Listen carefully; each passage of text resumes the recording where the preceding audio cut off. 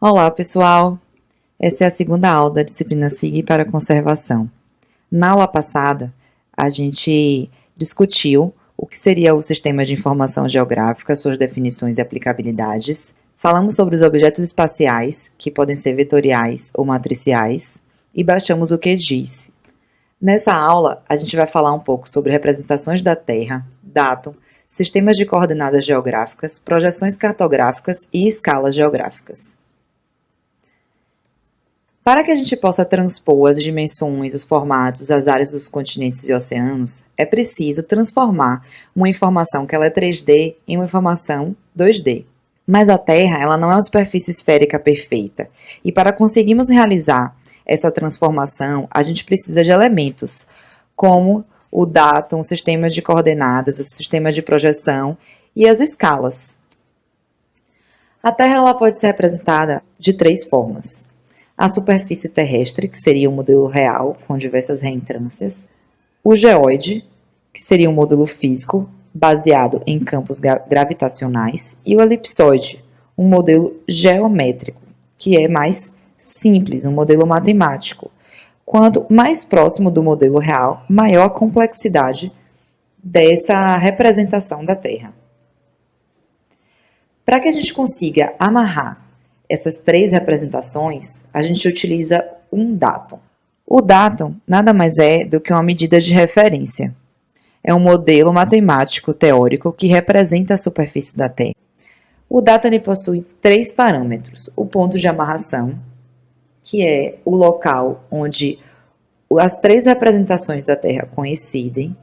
O modelo matemático elipsoide, que é um modelo mais simples, que a gente pode fazer nossas medidas, nossas representações, e um norte, uma orientação. Aqui a gente consegue observar também a elipsoide em azul, o geóide em rosa e a superfície terrestre. E esse ponto de encontro aqui, o ponto de amarração, que é referente ao datum. A partir desses 3 parâmetros e uma série de equações matemáticas, é possível calcular uma rede de referência, que vamos utilizar como referência para os nossos objetos espaciais na superfície da Terra. Quando a gente abre o QGIS e a gente vai referenciar o nosso mapa, às vezes o mapa já vem referenciado, às vezes a gente precisa referenciar. E é aqui que a gente tem uma lista e a gente seleciona o datum que a gente quer e aplica ao nosso objeto espacial. Mas por que a gente tem uma diversidade grande de data? Datum, lembrando, seria o singular no latim. A gente tem essa diversidade grande para garantir uma representação gráfica mais proporcional para cada localidade. A gente busca uma menor distorção da região que a gente está querendo referenciar.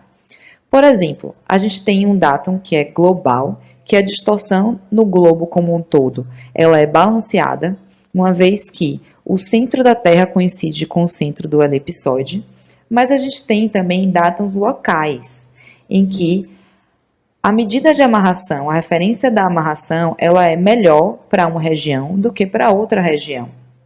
Por exemplo, o datum SAD 69, que foi configurado sob medida para o Brasil. Quando a gente olha o WGS 84, a gente vê que o Brasil está um pouco distante do elipsoide. Lembrando que isso é um exemplo, não necessariamente o Brasil está aqui. E o Japão ele está exatamente coincidindo aqui com esse elipsoide.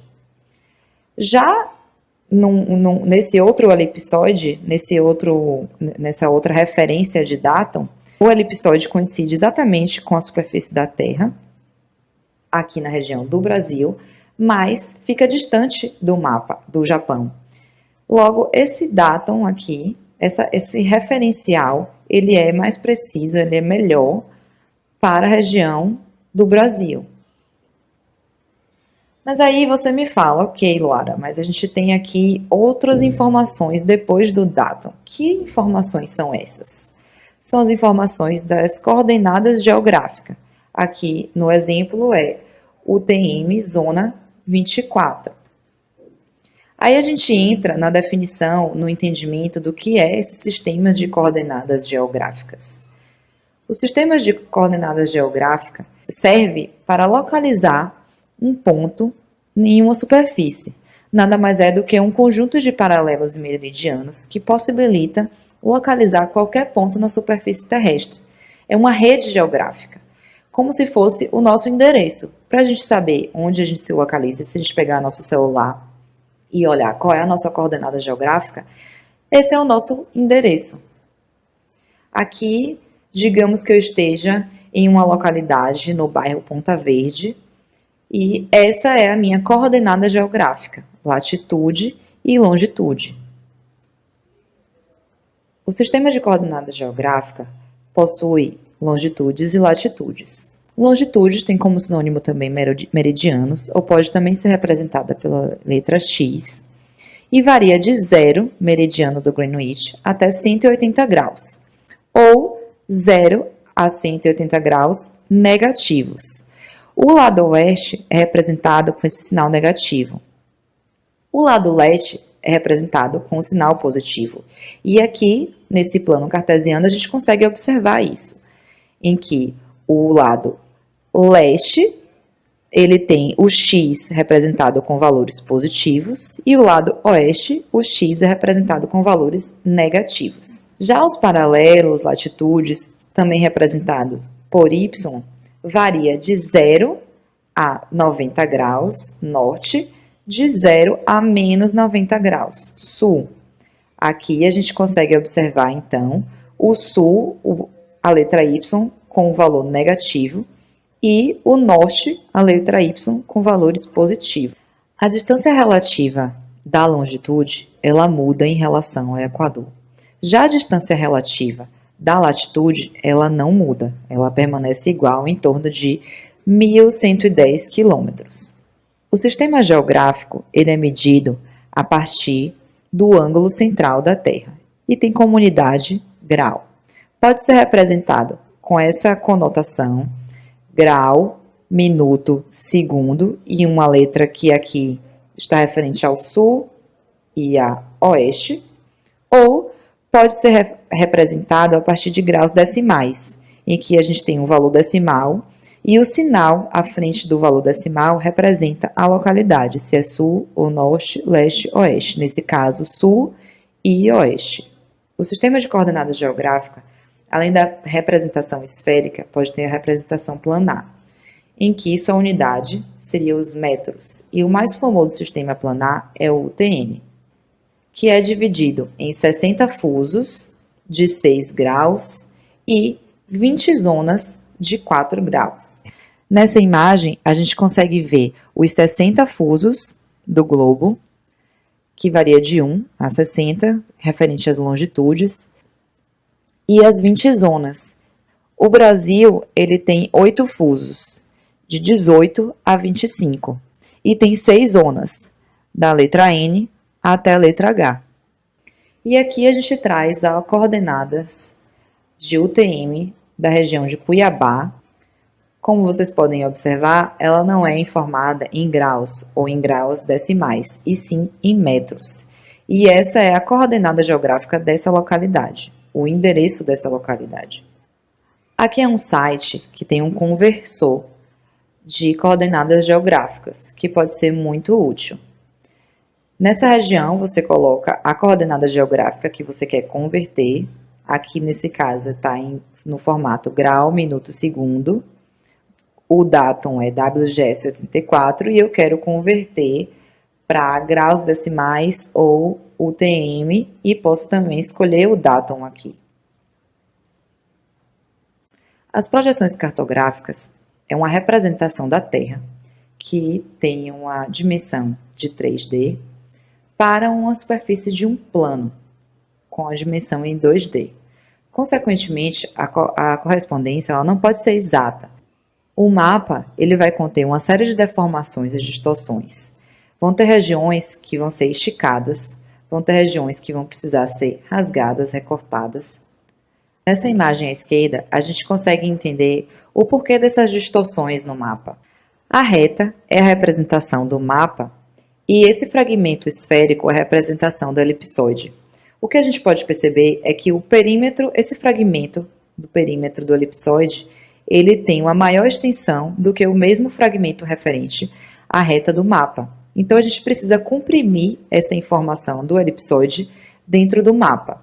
Já abaixo, essa região do elipsoide é menor do que a região referente do mapa, que tem uma extensão maior. Então, a informação dessa região do elipsoide vai ter que ser esticada para o mapa. E as regiões em que o elipsoide coincide com o mapa é uma região de menor distorção. Na imagem aqui à direita, a gente pode perceber que onde esse cilindro encosta, o mapa ele tem uma menor distorção. E onde o cilindro fica muito distante do elipsoide, o mapa ele apresenta uma distorção muito maior. A gente tem diversos tipos de projeção cartográfica.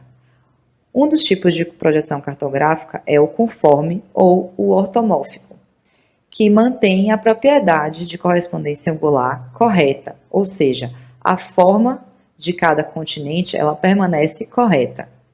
Aqui nessa região central do mapa de Mercator, há uma distorção menor das regiões que encostam o plano, porém as regiões que são mais distantes do plano, elas têm uma maior distorção da forma. O mapa dos Estados Unidos é interessante para se observar isso, porque os estados eles são mais ou menos recortados em 90 graus. Então, aqui nessa projeção conforme, a gente observa que os ângulos retos eles se mantêm. E numa projeção não conforme, o ângulo reto ele não se mantém. As projeções equivalentes elas preservam as áreas, mas distorce os ângulos, as linhas e as distâncias das regiões. Esse tipo de projeção ele é muito útil quando a gente vai calcular a área das regiões, por exemplo, porque a área da região ela é mantida, apesar de que a região ela tem uma distorção maior dos ângulos e das linhas. Nessa imagem que mostra o norte da África e o sul da Europa, a gente consegue perceber isso, em que na projeção equivalente, o formato ele é meio distorcido, mas as áreas de cada país é mantida. Numa projeção não equivalente, a forma ela é mantida, mas as áreas não. As projeções cartográficas equidistantes, ela mantém as distâncias lineares, porém não preservam as relações angulares e as áreas. As distâncias, elas são condizentes com a realidade apenas em uma direção. Então, a equivalência, ela não é mantida em todo o mapa. A escala linear é correta apenas ao longo de determinadas linhas ou a partir de um ponto específico. As projeções descontínuas interrompem as regiões entre os continentes em benefício das superfícies continentais, porque ela valoriza as formas e as áreas. O que define a escolha da projeção é a nossa pergunta. Se a gente quer manter a área, se a gente quer manter a forma ou manter os ângulos. Nessa projeção, a gente repara que a Groenlândia ela está recortada, assim como a Antártica. Isso porque quem vai utilizar esse tipo de projeção não está interessado nem na Antártica, nem no Polo Norte, nem na Groenlândia. Então não tem problema essa região estar recortada. O que importa aqui é que a forma seja mantida e que a área seja mantida, por exemplo, na América do Sul, onde eu vou trabalhar. As projeções afiláticas não conservam a forma, a área ou as distâncias. Os fatores aqui são balanceados, tanto as áreas quanto as distâncias quanto as formas, apresentando uma projeção que busque distorcer o mínimo possível de todas essas variáveis.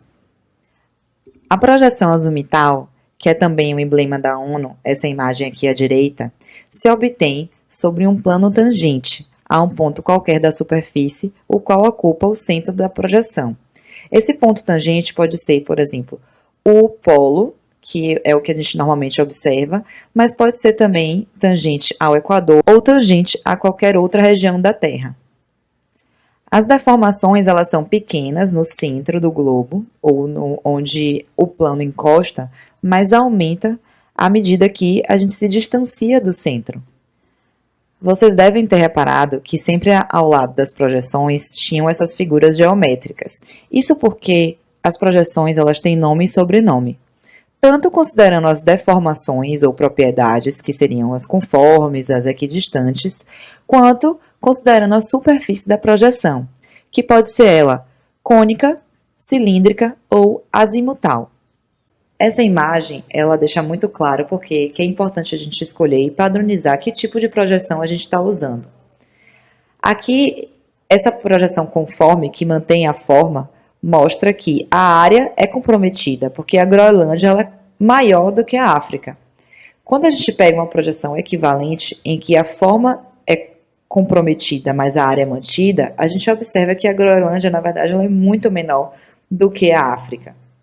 E assim por diante. A gente tem o Mercator, a gente tem uma projeção cônica conforme, e o que a gente pode ver é que o Brasil ele muda de forma, muda de área em determinadas regiões, e apresenta, para cada projeção, apresenta uma distorção diferente. Esse mapa é mais um exemplo da importância do porquê que a gente tem que selecionar uma projeção. Aqui a gente tem a coordenada geográfica sobre a projeção cônica de Alpes, que é a mesma projeção desse mapa com a linha azul. Porém, se a gente sobrepor essa coordenada geográfica a um mapa que está projetado em UTN, a gente vai dizer que essa espécie ocorre no mar, enquanto na verdade ela é terrestre. Agora a gente entra em escalas cartográficas. A escala cartográfica nada mais é do que a equivalência da superfície da Terra para a superfície de um mapa. O D minúsculo representa a distância do mapa e o D maiúsculo representa a distância real. Logo, uma escala de 1 para 500 ela tem a referência de 0,005 km para 1 centímetro no mapa. A gente pode dizer que a escala é grande ou pequena, mas aqui a gente tem que tomar um certo cuidado, porque não é tão intuitivo assim. A escala grande é uma escala fina, que tem um denominador menor e apresenta mais detalhes. A gente observa aqui a cidade do Vaticano com bastante detalhe e a escala varia de 0 a 100 metros. O contrário de uma escala pequena, que é mais grossa ou ampla e apresenta um denominador maior, mostrando menos detalhes. Aqui a nossa escala varia de 0 a 250 quilômetros. A gente não consegue mais ver os detalhes da cidade do Vaticano, e sim todo o país da Itália. Um outro exemplo, na imagem à esquerda, a gente tem o mapa do Brasil, que tem como escala 1 para 25 mais 8 casas de zero. Já na imagem à direita, que mostra o estado do Rio de Janeiro e seus municípios, a escala é maior, apresentando mais detalhes, e o denominador é menor.